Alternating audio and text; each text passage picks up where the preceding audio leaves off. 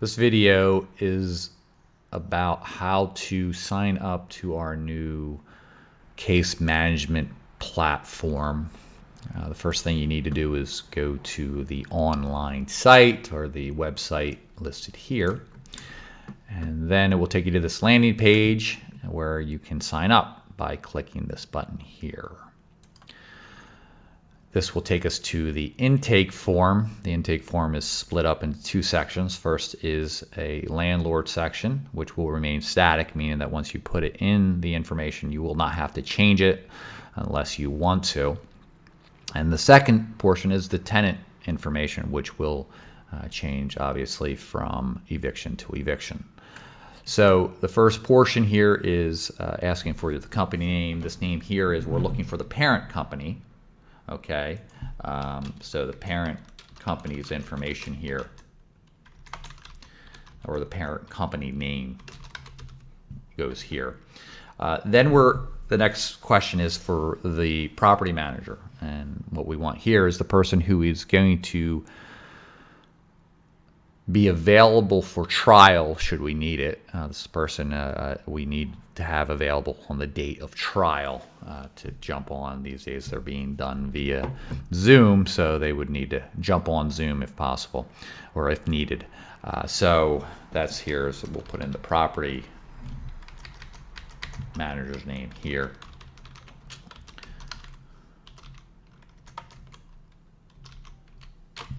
We also would like to have the property manager's cell phone. This is for the date of trial more than anything else. We've had cases dismissed where we've run into situations where we have not been able to get in touch with the manager. That's why we asked for the cell phone. We also would like, if possible, a second property manager information as a backup, again, for contact information. We're asking for the cell information there as well.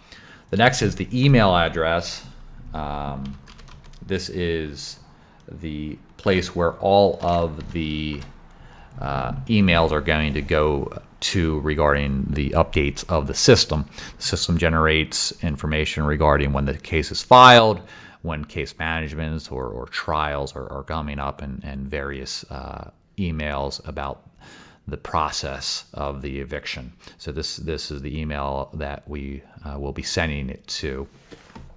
The next place, or the next piece of information we need, is the complex's name. This is not necessarily the same as the parent company. This would be the name of the actual apartment complex, as well as the physical address of the complex goes here. And then finally we want the number of the office as well, outside of the cell phone numbers. The number of units can be placed in here. The billing information needs to be put in here. This is where the physical bills need to be shipped.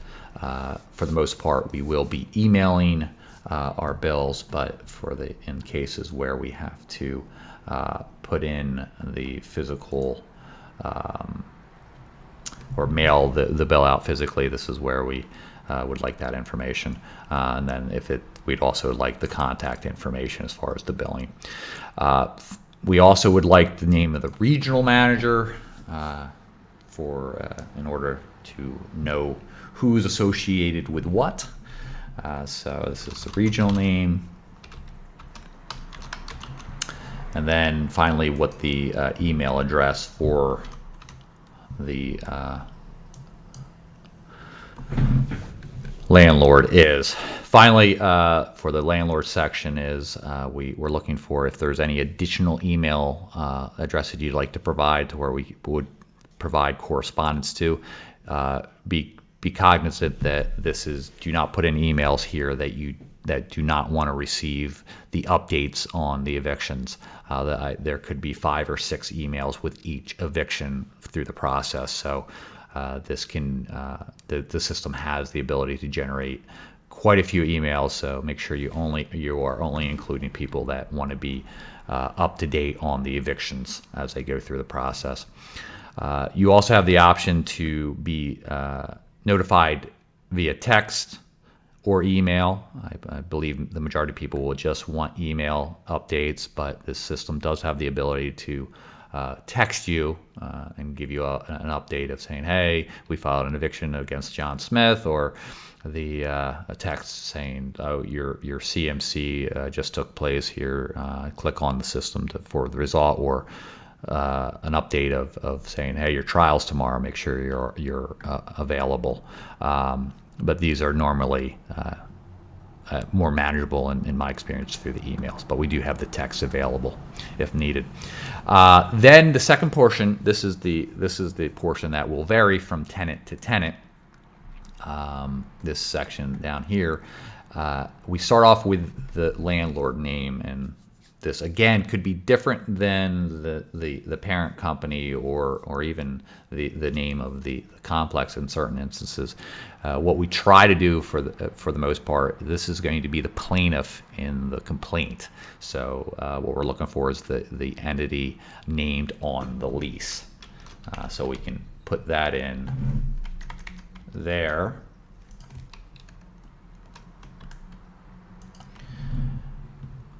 And then we can go down to the names of the tenants.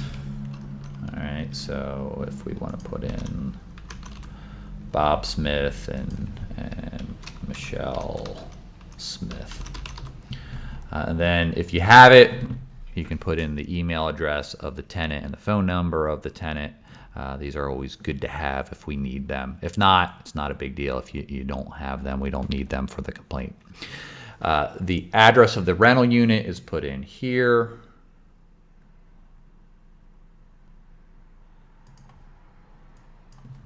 Sort of cheating here. This will autofill information that you put in before, so it does streamline the process.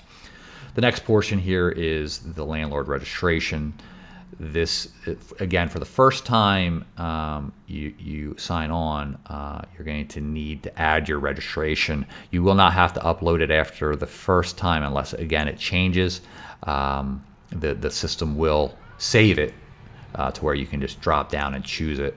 The initial time you're going to have to add a new, choose a file, and that'll take you to your own computer file to where you can upload a registration. Here we're just going to choose a random document to hold in its place. So that will be we'll call that the registration statement.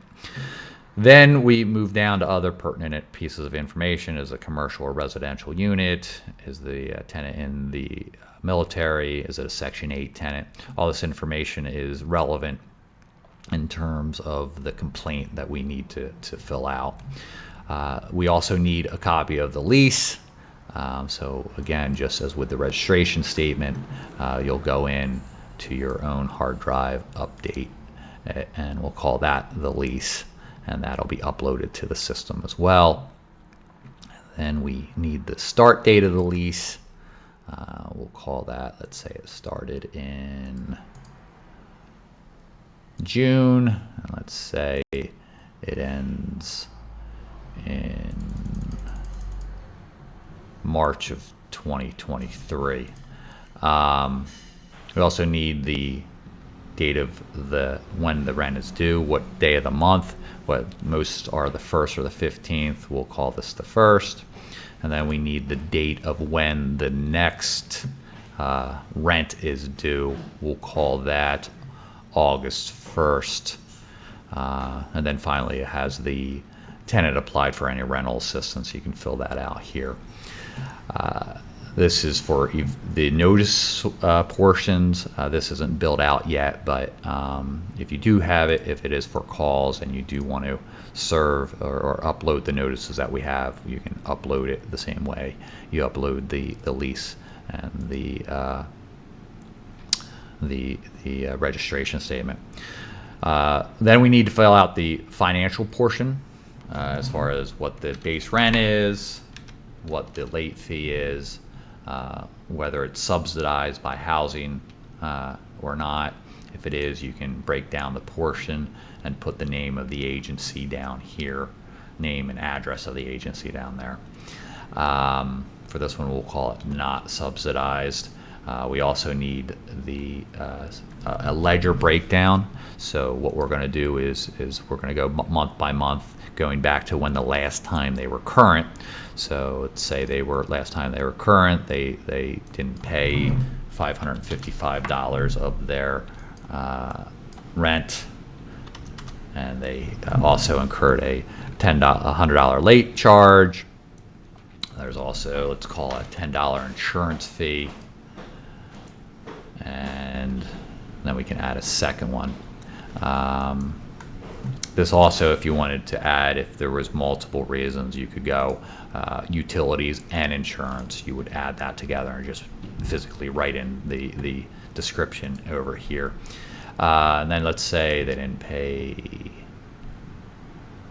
June's rent in full, and again a late fee. We'll call it another insurance fee,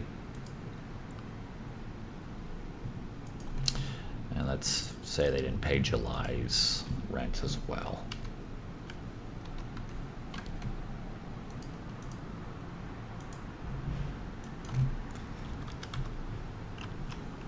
So what the system will do is it'll add up all this information and display it on the complaint in a way that the court needs. So this will give a grand total. This doesn't include attorney's fees, which the system will put in automatically afterwards. Then we need you to upload a copy of the ledger. So again, just like the other documents, we're going to upload a document here. These documents will remain in the system, and you will have access to them on your side of the portal. And then as far as the other information, other pertinent information, you can send us a note saying this guy's a good tenant, wish that can work out a deal if possible. Or you can put nothing there. It's nothing that's necessary in that. That's just a little note that we will look at when you do the turn-in.